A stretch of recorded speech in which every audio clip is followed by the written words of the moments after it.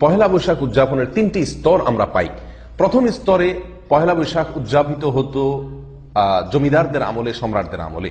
জমিদাররা তাদের সাধারণ মানুষের কাছ থেকে যে ট্যাক্স বা খাজনা সংগ্রহ করত ফসলের, সেটা চৈত্র মাসের শেষে, বছরের শেষে খাজনা সংগ্রহ করা হয়ে গেলে আনন্দ স্বরূপ, উৎসব স্বরূপ খুশি হয়ে তারা পহেলা বৈশাখে মানুষের মাঝে মিষ্টি বিতরণ করতেন এবং সাধারণ মানুষও সেই মিষ্টি সানন্দে গ্রহণ করতেন এবং নিজেরা আনন্দ ভাগাভাগি করতেন, কারণ খাজনা টাজনা পরিশোধ হয়ে গেছে, তাদের মধ্যেও একটা নির্ভার একটা ভাব চলে আসতো। দ্বিতীয় যে স্তরটি আমরা দেখতে পাই সেটি হলো জমিদার প্রথা যখন বিলুপ্ত হয়ে গেল, তখন পহেলা বৈশাখ মানে ছিল হালখাতা। হালখাতা ছাড়া পহেলা বৈশাখ আর তেমন কিছুই ছিল না। সারা বাংলাদেশে আনাচে কানাচে, শহরে বন্দরে সব জায়গায় সকল দোকানদাররা পহেলা বৈশাখ উপলক্ষে দোকানকে সাজগোজ করিয়ে যে সমস্ত ক্রেতারা সারা বছর বাকি নিয়েছেন তাদেরকে উৎসাহ দিতেন, তাদেরকে জন্য কার্ড বিতরণ করতেন, দাওয়াত দিতেন, যাতে পহেলা বৈশাখ সকালে এসে দোকানে তাদের পূর্বের দেনা পরিশোধ করে নতুন খাতা খোলেন এবং হালনাগাদ করেন তাদের দেনা পাওনার হিসাব নিকাশকে, এবং এ উপলক্ষে কিছু মিষ্টি মন্ডা ইত্যাদি খাওয়ানোর ব্যবস্থা করতেন। সবার ভিতরে এক ধরনের আনন্দের আবহ ছিল। এটার মধ্যেও কোনো জাতীয় ভাব ছিল না, বরং এটাও নিছক সামাজিক একটি আনন্দ, সামাজিক একটি উৎসব হিসাবে উদযাপিত হতো। এ ছিল পহেলা বৈশাখের দ্বিতীয় ধাপ বা দ্বিতীয় স্তরের ইতিহাস। এরপরে শুরু হলো তৃতীয় স্তরে পহেলা বৈশাখ উদযাপনের চিত্র, যেটি আজকে আমরা দেখতে পাচ্ছি। এটি শুরু হয়েছে 1989 সালে। আপনি উইকিপিডিয়াতে যদি সার্চ দেন দেখবেন সেখানে বিস্তারিত তথ্য আছে এবং এ সম্পর্কে বিভিন্ন বই পুস্তকেও তথ্য পাওয়া যায়। 1989 সালে সর্বপ্রথম ঢাকা বিশ্ববিদ্যালয়ের চারুকলা ইনস্টিটিউটে বেশ কিছু তরুণ শিক্ষার্থীর উদ্যোগে সর্বপ্রথম এই নতুন আঙ্গিকে বা নতুন ভাবে পহেলা বৈশাখ উদযাপন শুরু হয়। আর এদের মূলে যারা ছিলেন সংগঠক হিসাবে, তাদের মধ্যে অন্যতম ছিলেন কলকাতার বারোদার একজন শিক্ষার্থী, যার নাম ছিল তরুণ ঘোষ। এই তরুণ ঘোষ মূল নেতৃত্বে থেকে আরো কিছু যুবক শিক্ষার্থী তারা মিলে এই পহেলা বৈশাখকে নতুন ভাবে উদযাপনের চিন্তা ভাবনা তারা আবিষ্কার করলেন এবং এটা তারা চারুকলা থেকে শুরু করলেন। আর সেটি ছিল আনন্দ শোভাযাত্রা বের করা। অর্থাৎ পহেলা বৈশাখে সকালে চারুকলা থেকে একটা আনন্দ শোভাযাত্রা বের করে কিছুদূর প্রদক্ষিণ করে ঢাকা শহরের বিভিন্ন জায়গায় ঘুরে আবার সেটা চারুকলা এসে শেষ হতো। এই শোভাযাত্রায় তরুণ ঘোষ কলকাতা যেভাবে দেখেছেন, ঠিক তারই আদলে হিন্দুদের বিভিন্ন প্রতিমা, তাদের বিভিন্ন দেবদেবীর বাহন, বিভিন্ন জীবজন্তুর মুখোশ, এগুলোকে সেই শোভাযাত্রায় তারা বহন করত। কিছুদিন যেতে না যেতেই এই আনন্দ শোভাযাত্রাকে নামটিকে পরিবর্তন করে দেওয়া হলো মঙ্গল শোভাযাত্রা। অর্থাৎ এটি কিছুদিনের মধ্যে পরিবর্তিত হয়ে এসে গেল এটার ভিতরে এমন একটি নাম যে নামটির সঙ্গে হিন্দু ধর্মের বিশ্বাস, তাদের পূজা একেবারে সরাসরি জড়িত, অর্থাৎ মঙ্গল শোভাযাত্রা নাম দেওয়া হলো এবং মঙ্গল শোভাযাত্রা উদযাপন শুরু হলো। আর এই মঙ্গল শোভাযাত্রা এটাই হলো পহেলা বৈশাখের আজকের যুগে সবচাইতে বড় আয়োজন এবং সবচাইতে বিশাল আয়োজন। মঙ্গল শোভাযাত্রাটা কি? মঙ্গল শোভাযাত্রাটা হলো মূলত পহেলা বৈশাখের সকালে নারী পুরুষ সকলে মিলে ঢোল এবং তবলার তালে তালে রাস্তায় বের হয়ে মিছিল করা, র্যালি বের করা, শোভাযাত্রা বের করা। উদ্দেশ্য মঙ্গল প্রার্থনা করা। অর্থাৎ এই রাস্তায় বের হলে, মিছিল বের করলে ঢোল তবলা বাজাতে বাজাতে নারী পুরুষ একসাথে মিলে মিশে এবং সেখানে বেশ কিছু প্রতিমা, বেশ কিছু পশু পাখি, বেশ কিছু প্রাণীর ছবি, মুখোশ এবং তাদের প্রতিমা, এগুলোকে বহন করা হয়। উদ্দেশ্য এই শোভাযাত্রার মাধ্যমে যেন আমাদের জীবনে বরকত আসে, কল্যাণ আসে, বিপদ আপদ দূর হয়, এই উদ্দেশ্যে এই শোভাযাত্রা বের করা হয়। অমঙ্গল শোভাযাত্রা অর্থাৎ মঙ্গলের জন্য বা মঙ্গলের উদ্দেশ্যে শোভাযাত্রা বের করা। সম্মানিত দর্শক ভাই বোনেরা, এই মঙ্গল শোভাযাত্রায় যে সমস্ত মুখোশ বা যে সমস্ত প্রতিমা ব্যবহার করা হয়ে থাকে, এই মুখোশ এবং প্রতিমাগুলো আসলে কি? এগুলোকে নিছক আর্ট হিসাবে, এগুলা কি নিছক সৌন্দর্য হিসাবেই বহন করা হয়? উত্তর হলো জি না। এটিকে নিছক সৌন্দর্য হিসাবে, নিছক আর্ট হিসাবে ব্যবহার করা হয় না, বরং যে সমস্ত প্রাণীর মুখোশ অথবা প্রতিমা বহন করা হয়ে থাকে মঙ্গল শোভাযাত্রা, আমরা একটি একটি করে যদি খোঁজ খবর নেই তাহলে দেখতে পাবো তার প্রতিটি প্রতিমা, প্রতিটি মুখোশই হিন্দুদের কোনো না কোনো দেবতার সঙ্গে, হিন্দুদের কোনো না কোনো পূজার সঙ্গে সরাসরি জড়িত। তার ভিতরে সবচাইতে বেশি যে মুখোশগুলো দেখা যায় তার অন্যতম হলো পেঁচা। এই পেঁচা সম্পর্কে হিন্দু ধর্মের বিশ্বাস অনুযায়ী এই পেঁচা হলো মঙ্গলের প্রতীক, মঙ্গলের প্রতীক। এবং শুধু মঙ্গলের প্রতীকই নয়, এটা হলো তাদের অন্যতম একজন দেবতা লক্ষ্মীর বাহন। লক্ষ্মীর বাহন অর্থাৎ এই পেঁচার মুখোশ বহন করলে লক্ষ্মী আসবে, মঙ্গল আসবে, কল্যাণ আসবে। এটা হলো হিন্দুদের একটি বিশ্বাস। সেই হিসেবে মঙ্গল শোভাযাত্রাতে প্রচুর পরিমাণে আপনি দেখবেন পেঁচার মুখোশ বা ছবি বহন করা হয়। ঠিক তেমনি ভাবে ইঁদুর, এটা হলো গণেশের বাহন হিন্দু ধর্ম বিশ্বাস অনুযায়ী। হনুমান হলো রামের বাহন। হাঁস, এটা হলো সরস্বতীর বাহন। আপনি মঙ্গল শোভাযাত্রায় হাঁস দেখতে পারবেন অনেক পরিমাণে। তেমনি ভাবে হাতি এবং বাঘ এবং সিংহ, এগুলো হলো দুর্গার বাহন। আপনি মঙ্গল শোভাযাত্রায় প্রচুর পরিমাণে বাঘ সিংহের মুখোশ আপনি দেখতে পাবেন। এটা হলো দুর্গার বাহন। গাভী, এটা হলো রামের সহযাত্রী। ময়ূর, এটা হলো কার্তিকের বাহন। এটাও আপনি দেখতে পাবেন মঙ্গল শোভাযাত্রায়। খেপা ষাঁড় বা ক্ষিপ্ত ষাঁড়, এটা হলো শিবের বাহন। এটাও আপনি দেখতে পাবেন মঙ্গল শোভাযাত্রায়। এছাড়াও সূর্য দেবতা হিন্দুদের অন্যতম একটি দেবতা। আপনারা মঙ্গল শোভাযাত্রাতে সূর্যের মতো কিছুটা মানুষের মাথার মতো দেখতে পাবেন। প্রচুর পরিমাণে এই প্রতীকটা মানুষ বহন করে থাকে। এগুলো নাকি মঙ্গলের প্রতীক। সম্মানিত দর্শক ভাই বোনেরা, এই হলো মঙ্গল শোভাযাত্রার মোটামুটি একটি চিত্র, যেটি আমি আপনাদের সম্মুখে তুলে ধরার চেষ্টা করেছি। এই মঙ্গল শোভাযাত্রায় যেই প্রতিমাগুলো বা যেই মূর্তিগুলো, যে ছবিগুলো বহন করা হয়ে থাকে, এগুলো যে নিছক সৌন্দর্যের অংশ নয়, এগুলো যে নিছক আর্টের জন্য নয়, এগুলো বহন করা হয় এক ধরনের উপাসনা হিসাবে, এক ধরনের প্রার্থনার অংশ হিসাবে। এগুলো নিয়ে বের হলে রাস্তায়, তাহলে কি হবে? মঙ্গল নেমে আসবে। ঠিক যেমনি ভাবে হিন্দুরা তাদের পুজোয় মঙ্গল শোভাযাত্রা বের করে একই নামে, ঠিক সেই নাম এবং সেই কাজ, সেগুলোর সবগুলোর সমাহার রয়েছে মঙ্গল শোভাযাত্রা। বরং আমরা বলতে পারি হিন্দুরা 12 মাসে 13 পূজা করে।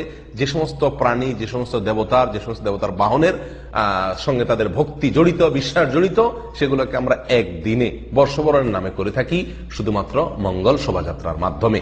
সম্মানিত দর্শক ভাই বোনেরা, কেউ বলতে পারেন এই সমস্ত ছবিগুলো, এই সমস্ত মুখোশগুলো, কার্টুনগুলো, এগুলো নিছক আনন্দের জন্য, মজা করার জন্য, বা আর্ট হিসাবে, সৌন্দর্য হিসাবে, অথবা আমাদের গ্রামীণ বা লোকজ ঐতিহ্যকে ফুটিয়ে তোলার জন্য এগুলোকে ব্যবহার করা হয়ে থাকে মঙ্গল শোভাযাত্রায়। আমি বিনয়ের সঙ্গে বলবো যে বিষয়টি এরকম না।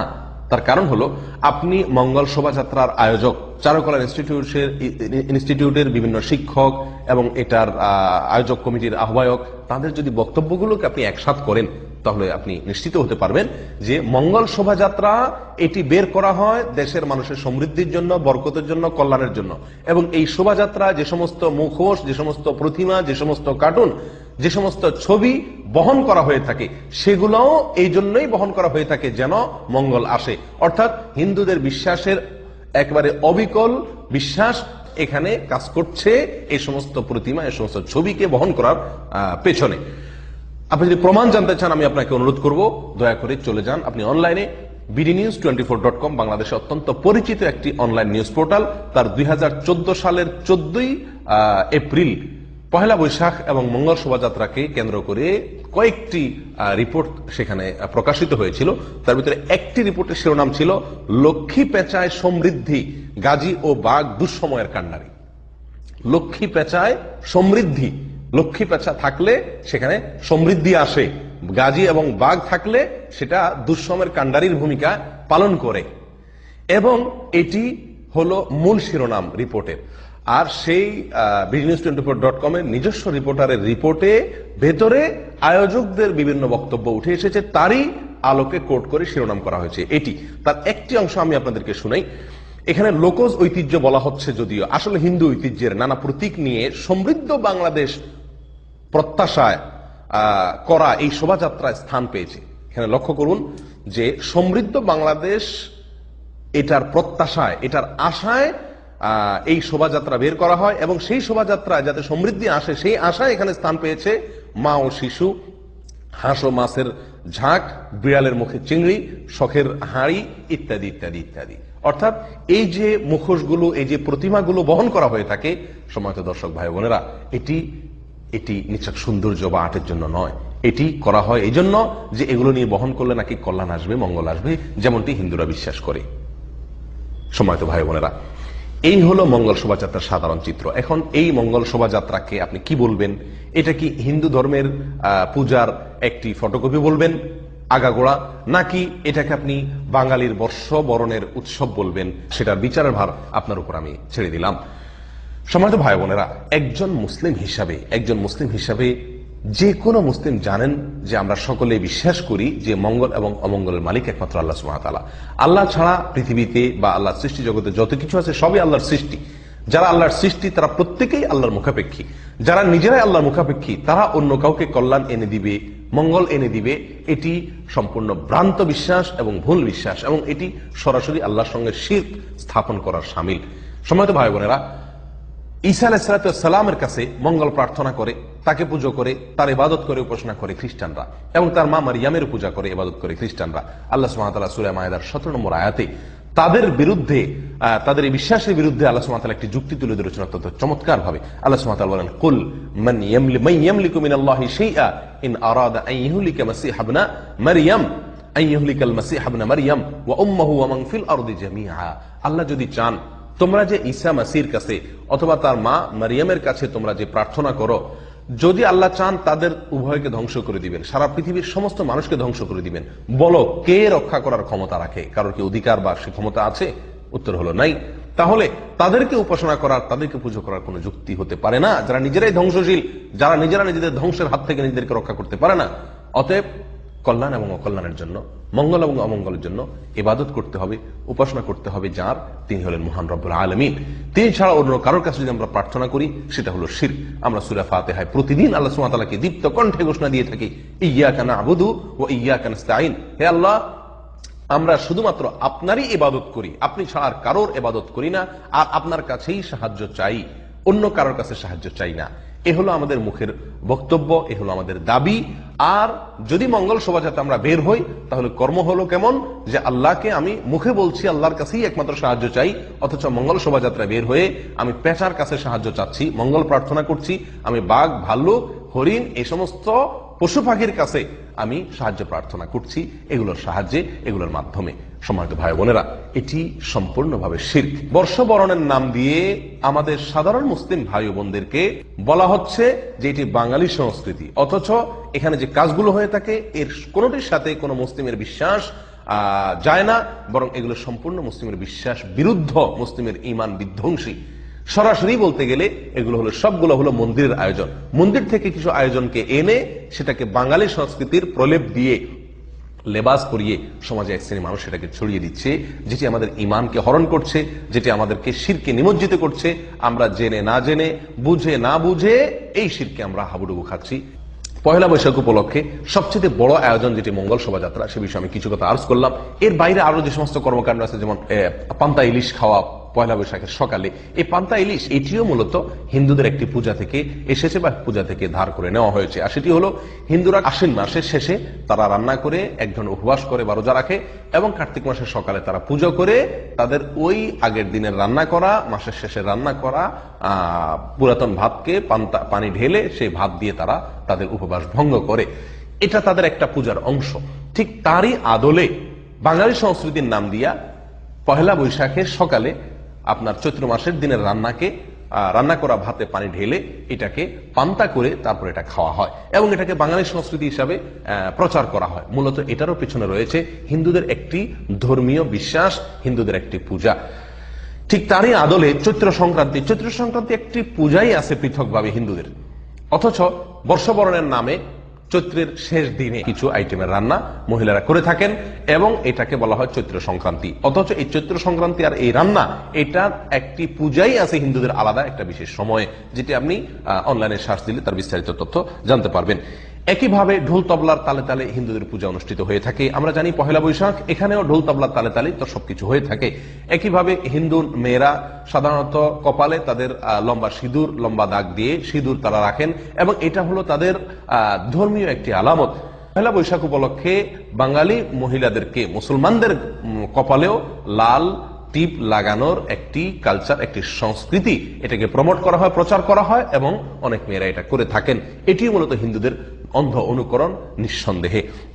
সম্মানিত ভাইরা, একইভাবে আপনি লক্ষ্য করবেন যে কুলা এটা পহেলা বৈশাখের অন্যতম একটি আইটেম। পহেলা বৈশাখের আপনি মঙ্গল শোভাযাত্রা বলেন বা অন্য কিছু বলেন, দেখবেন যে হাতে কুলা আছে। নিঃসন্দেহে কুলা আমাদের বাঙালি জাতির ঐতিহ্য, কিন্তু কুলা ছাড়া তো আরো বহু কিছুই আছে। আপনারা অনেকেই জেনে থাকবেন, হিন্দুদের যে পূজা হয়, এই পূজার ক্ষেত্রে তারা প্রতিমার সামনে যে সমস্ত জিনিস উপস্থাপন করে, সেটা কুলায় করে তারা উপস্থাপন করে সাধারণত। অর্থাৎ কুলায় করে কিছু বহন করা, এটা পূজার একটি আলামত। ঠিক ওইটাকেই পহেলা বৈশাখে কপি পেস্ট করা হয়েছে। ঢোল তবলা হিন্দুদের পূজার তালে তালে ঢোল তবলার প্রয়োজন হয়, এবং সেটাকে পহেলা বৈশাখে কপি পেস্ট করা হয়েছে। চৈত্র সংক্রান্তি একটি পূজাই আছে, সেটাকে আমাদের পহেলা বৈশাখে এনে বর্ষবরণের নাম দিয়ে এখানে কপি পেস্ট করে দেওয়া হয়েছে। মঙ্গল শোভাযাত্রা হিন্দুদের পূজার একটি অন্যতম অংশ, সেটাকে এনে বর্ষবরণের নামে কপি পেস্ট করে দেওয়া হয়েছে আমাদের এই পহেলা বৈশাখ উপলক্ষে। একইভাবে আপনার সিঁদুর হিন্দু মেয়েদের অন্যতম একটি নিদর্শন, সেটাকে লাল টিপের আদলে আকারে এনে কপি পেস্ট করে দেওয়া হয়েছে পহেলা বৈশাখ উপলক্ষে। সম্মানিত ভাই বোনেরা, কোথায় চলে যাচ্ছি আমরা, কোথায় আমাদেরকে নিয়ে যাওয়া হচ্ছে? এই উৎসবটিকে জাতীয় উৎসব এবং এটাকে আমাদের বাঙালি জাতির সবচেয়ে বড় উৎসব হিসাবে প্রচার করা হচ্ছে দীর্ঘদিন থেকে, এবং বলা হচ্ছে এটা নাকি সার্বজনীন উৎসব। তাহলে ঈদ, দুই ঈদ, এটা সিরিয়াল নম্বর কত? অর্থাৎ এগুলো অনেক পরের, এটা হলো সবচেয়ে বড় উৎসব। এটি অত্যন্ত আফসোসের বিষয়, অত্যন্ত আক্ষেপের বিষয় যে ঈদের বিপরীত হিসাবে, বিকল্প হিসাবে ঈদের চাইতে শক্তিশালী উৎসব হিসাবে প্রমাণ করা, দাঁড় করানোর একটি অপচেষ্টা এক শ্রেণীর মিডিয়া করে থাকে এবং রীতিমতো তারা প্রচার করে থাকে এটি হলো বাঙালি জাতির নাকি সবচেয়ে বড় উৎসব, এবং এটাকে জাতীয় উৎসবের স্থান দেওয়ার জন্য যা যা করা দরকার তার সবকিছু করা হয়। ঈদের আদলে ঈদে যেরকম নতুন পোশাক, ভালো পোশাক পরার নির্দেশ আছে বা আমরা সবাই পরে থাকি, তার আদলে পহেলা বৈশাখ উপলক্ষে পোশাকের ভালো বা নতুন পোশাক পরিধান করার একটা কালচার চালু করা হলো। ঈদে যেরকম আমরা ভালো খাবার গ্রহণ করি, এখানেও ভালো খাবার বা ভিন্ন খাবার, ব্যতিক্রম খাবার গ্রহণের একটা কালচার চালু করা হলো। ঈদে যেরকম বোনাস আছে, এখন আবার বৈশাখ উপলক্ষে বৈশাখী বোনাসও চালু করা হলো। এভাবে একটি একটি করে ঈদের সমস্ত আইটেমগুলোকে কপি পেস্ট করে এখানে আনা হচ্ছে এবং বলা হচ্ছে এটা হলো সবচেয়ে বড় উৎসব, এটা হলো সবচেয়ে বড় আনন্দের দিন বাঙালি জাতির জন্য। সম্মানিত ভাই বোনেরা, এটি নিঃসন্দেহে একটি সাংস্কৃতিক আগ্রাসন, নিঃসন্দেহে একটি সাংস্কৃতিক জুলুম আমাদের বাঙালি সমাজের প্রতি, বাংলাদেশের মানুষের প্রতি। আমাদের সকলকে এই বিষয়ে সচেতন হতে হবে, আমাদের সকলকে এই বিষয়ে সাবধান হতে হবে। এই কালচার আমাদের কালচার নয়, এটি হিন্দুদের কালচার, এটি হিন্দুদের সংস্কৃতি। বাঙালি সংস্কৃতির নামে এটি আমাদেরকে গেলানো হচ্ছে, আমাদেরকে খাওয়ানো হচ্ছে। নিঃসন্দেহে এর পরিণাম ভয়াবহ, এর ফলে আমাদের ঈমান হারা হতে হবে এবং আমাদের চেতনা শূন্য হতে হবে এবং আমাদেরকে জাহান্নামমুখী হতে হবে। আল্লাহ তাআলা আমাদের সকলকে হেফাজত করেন, আমাদের জাতিকে হেফাজত করেন। ওমা তৌফিক ইল্লা বিল্লাহ। আসসালামু আলাইকুম ওয়া রাহমাতুল্লাহি ওয়া বারাকাতুহু।